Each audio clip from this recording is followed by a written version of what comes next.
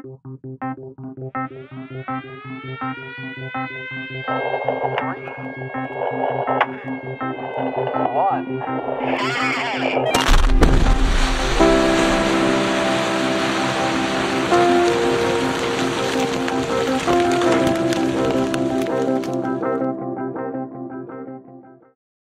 this is the Blast Report podcast on all things blasting. My name is Evan Tebow with New Wave Consulting, and I want to thank all the drill and blast teams along with those supporting them who are out there on the pattern. The production team at Blast Think and I would like to welcome you to today's episode of the Blast Report podcast. Well, today we got the Dan Sterk, son of Paul Sterk, on the podcast today, so I appreciate you coming on. Oh, thanks for having me, Evan. I appreciate it. Yeah, we just started talking about how Dan is trying to get Paul to write a book, and he sees what we're trying to do here with the podcast. But it's been quite interesting, right? I mean, growing up Paul's son, and everyone knowing who you are. Like, what's that been like? You know, it's been really interesting. You know, I think it provided a lot of opportunities for me in the industry just because I got to know so many people. You know, when I grew up around these guys, all these big names in the industry, you know, they were at my house, you know, growing up. You know, when they would come through for conferences or different things like that, I got to know a lot of these guys. And, you know, it's been pretty valuable in my career with the networking and things along those lines. But yeah, like I was saying, I'd like to see my dad write a book. You know, I'd like to see him, just some of the stories, or a lot of these guys, you know, that are the older guys in the industry. I'd really like to see more of their stories get out there, you know, and get them more exposed to everybody that they can get it out to. Yeah, it's there's no lack of them. There's no lack of stories, that's for sure. There's so many people in our industry that have a story to tell. It's really great to see what you guys are doing with this podcast here. I think it's really a cool route, kind of get a lot of those stories from the gray hairs out there before we can't get those stories. So it's pretty valuable to have this as a tool. It's hard to get someone to sit down and write everything out, but if you can, you know, take a few moments here and there and share some stories, yeah, you know, it's kind of a nice way. And for me, it's also a nice learning opportunity too, to hear some of these stories. And every time I listen to, or every time we record a podcast, I learn something new. So there's some selfish aspect of learning this, you know, of running this podcast. That's a fact. No, it's spectacular. I'm really glad to see you guys are doing it. It's really a good thing for the industry, and it's a good thing, you know, like you said, it's a learning opportunity for everybody, because you learn a lot just from some of the stories. Not so much that you're always going to learn, you know, techniques or different things, but just learning the experiences that other people have had that have come before us. It's pretty valuable. So we were wanting to do a little bit of a Father's Day podcast here. This is kind of the goal here, and there is an unbelievable amount of people in our industry who are, you know, father-son team or even grandfather team, you know, and Paul was telling me I think you're the 21st generation miner? Yep. We've had a lot of our family going all the way back to Cornwall, England, and we've been able to trace it back. One of my uncles, or my great uncle, was pretty big in doing lineage and stuff like that with families, and he was able to go all the way back. And you know, my grandpa worked up in the copper mines up in the Upper Peninsula, Michigan, same place my dad worked. I've actually been in a couple of the mines that they both worked in. You know, when I was up in college at Michigan Tech, I was able to have the opportunity to get into some of those mines and go play around and find rocks and do things like that. I heard there was some writing on the wall that you saw. Yeah. Oh yeah, that was a neat deal. My dad, when he was originally part of the student mine there when they sunk the adits into the copper mine. The copper mine used to be the one of the deepest copper mines in the world. It went down 9,000 angular feet at a 55-degree angle, and they just followed the copper bed as it went down. And when the student mine started, they had already, you know, most of the mine had filled up with water, but there were a lot of levels that were available to the miners. And my dad and his team were in there, and they built an adit and built classrooms and built all kinds of neat stuff inside it. And then one of the things they did on the weekends is they used to go in and find copper samples and screw off and pay for beer money, selling rocks and things along those lines. And back inside the mine, past one of the shafts, there was a dam wall in there that he wrote his name on. And it took a couple weekends of hunting pretty hard, but we were able to find that dam wall, and I was able to add my name to the wall. And it's kind of neat, kind of something not everybody gets to do, but it was kind of cool. Yeah, that's absolutely, So when did you? I mean, I guess you always grew up around mining. Were you the kind of guy who had the Tonka truck and the backhoe and the sandbox in the Oh yeah. backyard? You always kind of knew what you wanted to do?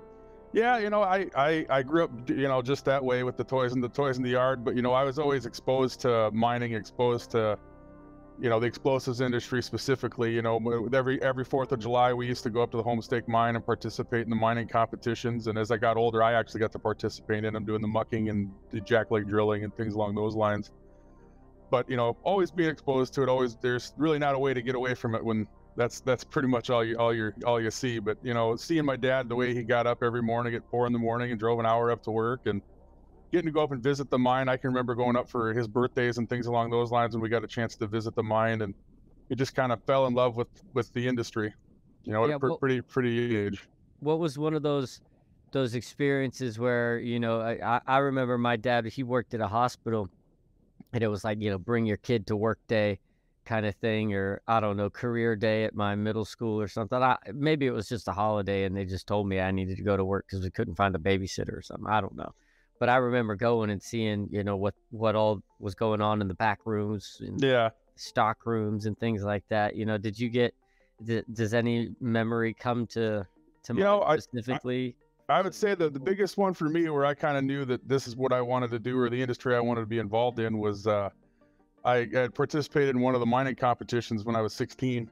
And after I got done, one of my dad's coworkers, Vern Baker, took me down in the mine at Homestake. So I got to come in, go through a little bit of MSHA training, and then they actually took me down to the bottom. Got to go, 8,000 some feet in the ground, and ride the cages down, and do all that, and kind of get exposed to walking around in the mine and seeing the different levels. And coming up out of that, I kind of knew, underground is where I wanted to be. It kind of gets in your blood, and it was already in my blood. I just didn't know it. It's definitely where I wanted to be after that. Even to this day, whenever I get the opportunity to be underground, I jump at it. So is it the first time I was underground, I was like, where am I? I had no idea, and I thought I was expecting it to be underground coal, and I've still to this day I've never been in underground coal, but I was expecting these small high walls to be hunched over and, tight knit quarters. And my first, that was not the case. My first opportunity underground was a tour of Doe Run during explosives camp, an S&T explosives camp that they have there. And I just remember seeing these massive high, these roofs that were just 110 feet tall or more in some of these pillar removal areas, and just being really flabbergasted at the size that was being excavated underground. Was that something that you saw at Homestake too? I mean, some of these Homestake, they got the giant stopes there, and I just always kind of felt at home underground. It's that feeling of being in a place where nobody's ever been before. When you open up a new drift, or you open up a new area in a stope, you're opening up an area that no one's ever seen before, where no one's ever stepped before. And I also never, I always kind of liked it too, knowing that all that rock was over you too, because if something went wrong, you're not gonna know about it. It's all over. So that's true. Yeah, I thought when I could put a flashlight.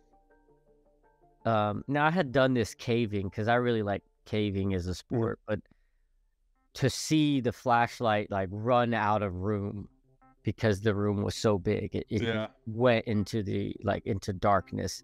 That was one of those cool experiences too, just to be able to see that. When I was in college, we could go into the Quincy mine. You could do that and look up between the high wall and the footwall, or the footwall and the high wall, or the roof, and you could look all the way up, and you could still see the old wooden stanchions that are in there holding up the roof, that have been there for 100 years. And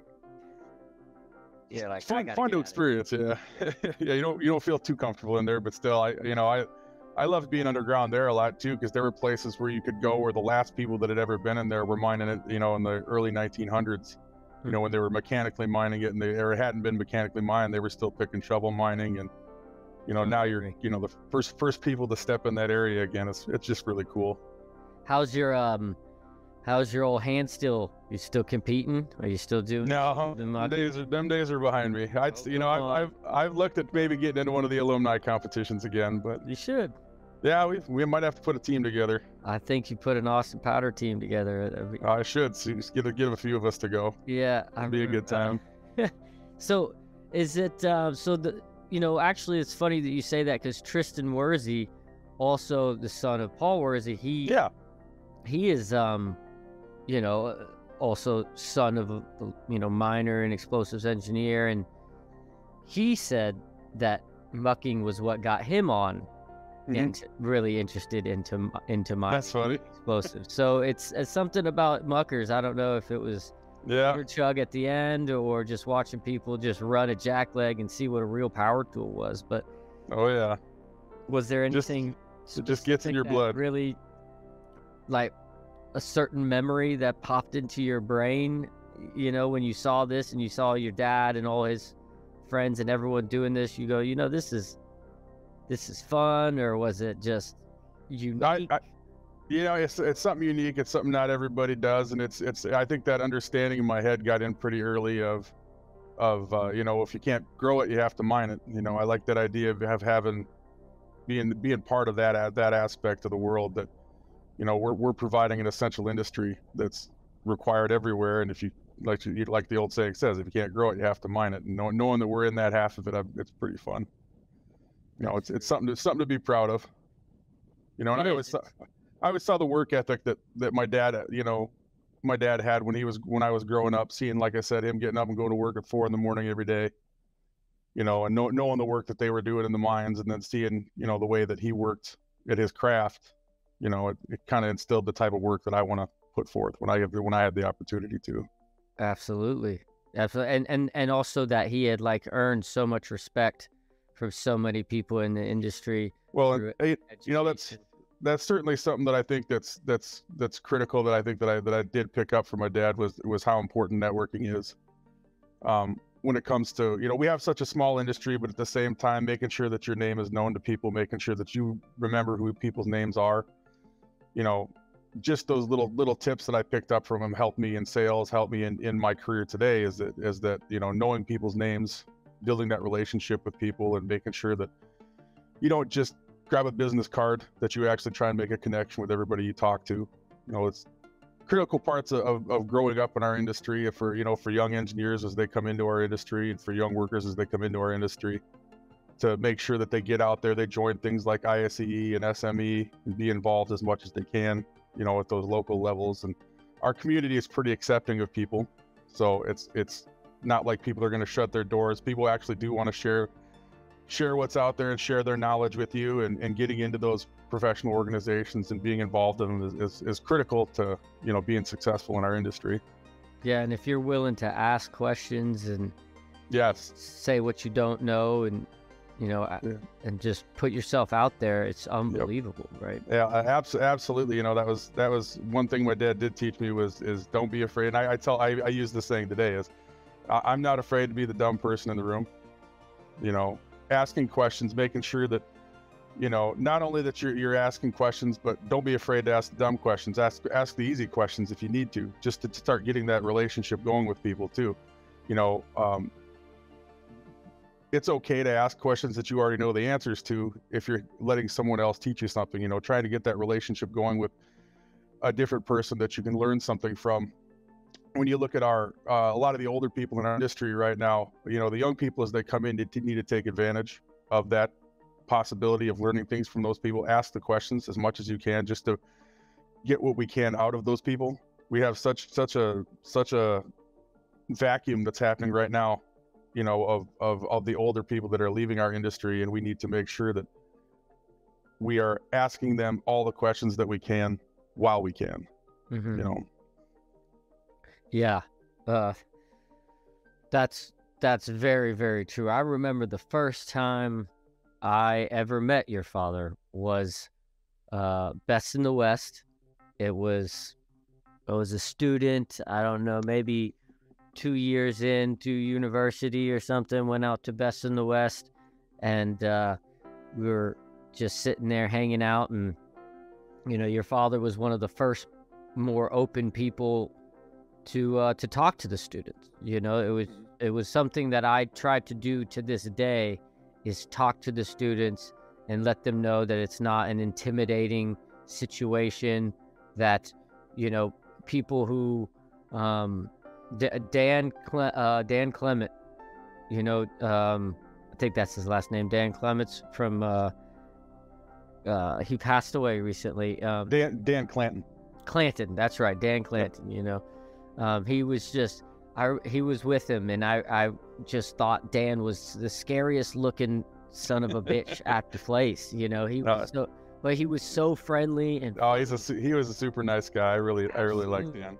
He's just a wonderful person, and him and Paul were hanging out, and I just, you know, I was intimidated. I was thoroughly intimidated. I don't come from a mining background. I don't come from a, you know, I'm a suburban boy from Tennessee, and I had no idea what I was going up against, you know, going into South Dakota, right? And to see these big coal mines and everyone out here, and him and Paul were just so friendly and welcoming, and just asking questions about myself and what was I trying to do.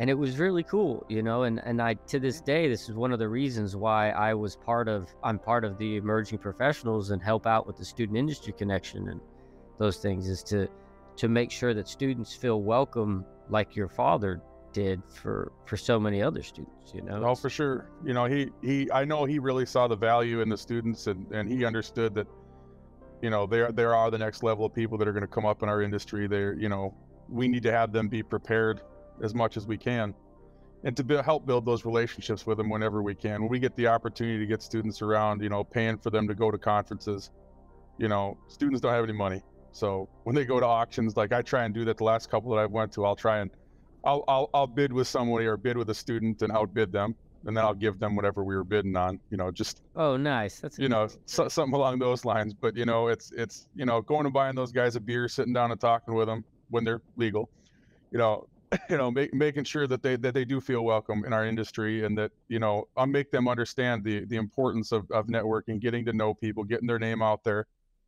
You know, it's absolutely critical to get their name out there, and to, you know, really push that networking side of things.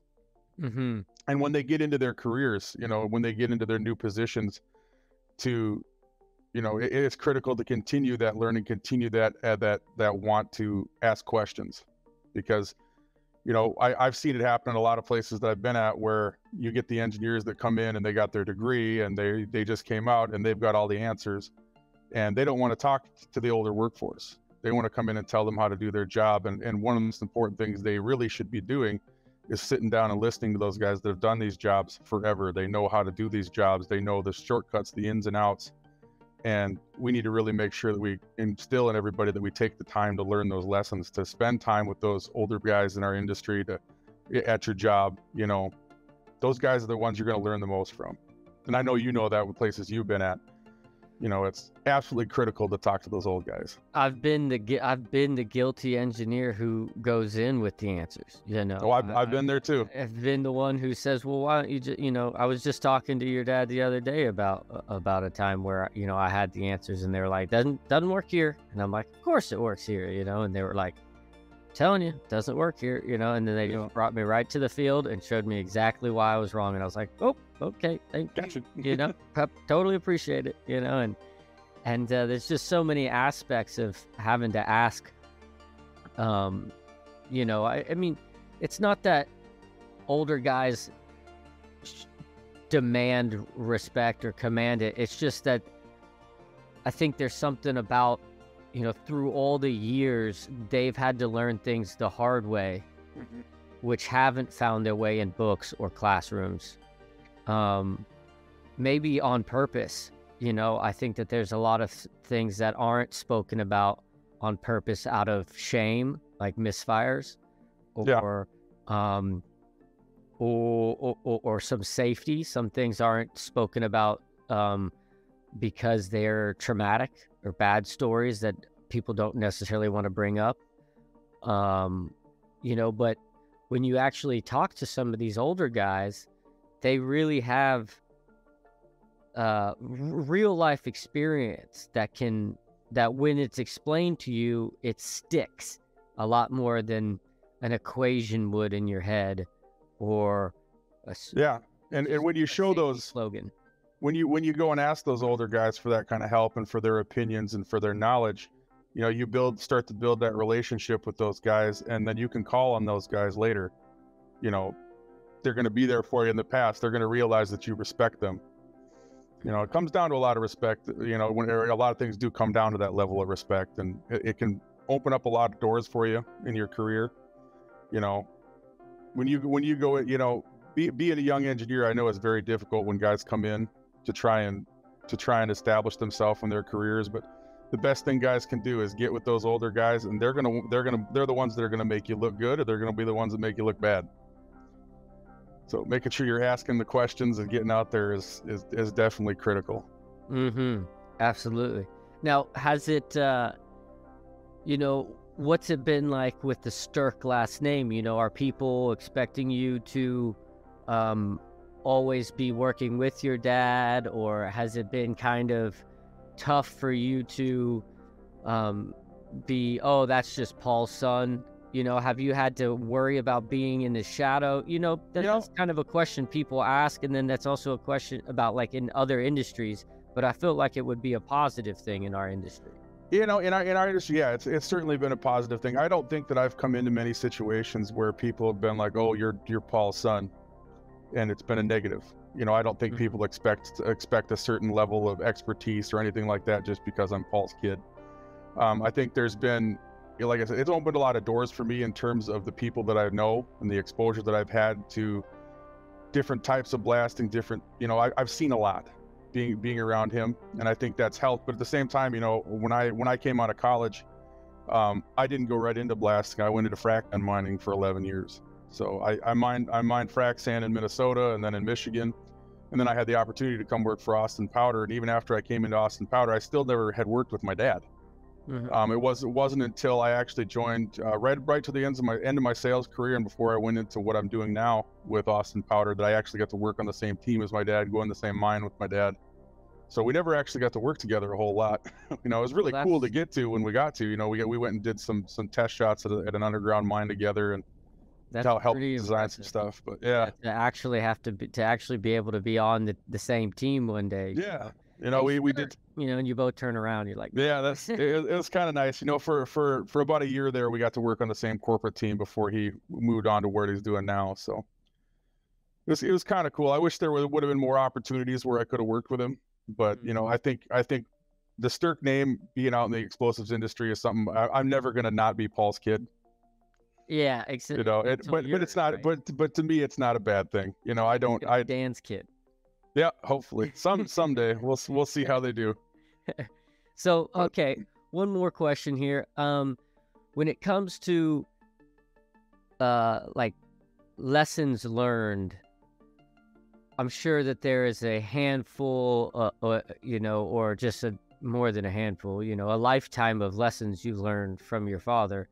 Is there one that really rings, if I were to ask you about, you know, maybe a loss in a mine or something, is there a lesson that you've learned that you saw your father go through when you were a kid that you've now taken as an adult and you work for that? You know, you talked about hard work and stuff, but is there something like a little more, you know, maybe specific or something? You know, a lot of it came down to, you know, the different mines that he worked in. You know, he worked in a lot of very unsafe conditions through the years. And, you know, as I got older in my career, I got to learn more about MSHA and how those rules are all written in blood. And, you know, he's been able to provide me with a lot of those you know, examples of, you know, seeing dead bodies at the Homestake mine, you know, when a slab fell and killed a guy, or when, you know, they had a different fall, or, you know, a different failure in the pit and lost a truck and lost guys. And I think learning just how deadly this industry can be when you don't follow the safety rules, when you take things for granted, I think is something that, you know, has really stuck with me through the years. You know, he's he's always, you know, anytime there's an MSHA fatality alert, even though I get them on my phone already, you know, he sends me every single one, wants to make sure that I'm aware of them, wants to make sure that I'm sharing with my team. When I was working in the frac sand mines, making sure that I was communicating with everybody, you know, just how dangerous things can be when we don't do things correctly. You know, I think he did a good job of kind of instilling that portion of our industry, that it's a great industry to work in, but it's also a very dangerous industry if you don't follow the rules and don't follow, you know, the procedures the way that they're, you know, written. Yeah, absolutely. But, yeah, I think that is something that he very much somehow casually can talk about it. Yeah. You know, and I think he's seen enough. I think he's seen enough of it that, you know, he can casually talk about it and can communicate it to people, you know, in a way that we can understand, in a way that we can feel. Absolutely. In a way that, like you said, the way that we can feel, because then that sticks. Mm-hmm. And so when you're ever in that situation where something might be a little unsafe, you know that your gut feeling is saying that this is bad, you need to do something different, and you need to correct it, right? Yeah, you don't want to end up on that fatality report that he's sending around to people. No, absolutely not. Absolutely not. Well, Dan, I really appreciate you coming on the show for this little Father's Day special, and I think that I'd like to have you on the shows again in the future if you'd be interested. Oh, anytime. I appreciate the opportunity, and happy Father's Day. So thank you. All right. Yeah, absolutely. All right. Take care, Dan. See ya. Thank you for listening to this episode of the Blast Report podcast. I want to thank the team at Blast Think for producing this show, and please follow along for more episodes in the future, and share this podcast with your colleagues so we can continue to honor our industry and the people in it. Be safe and have a blast.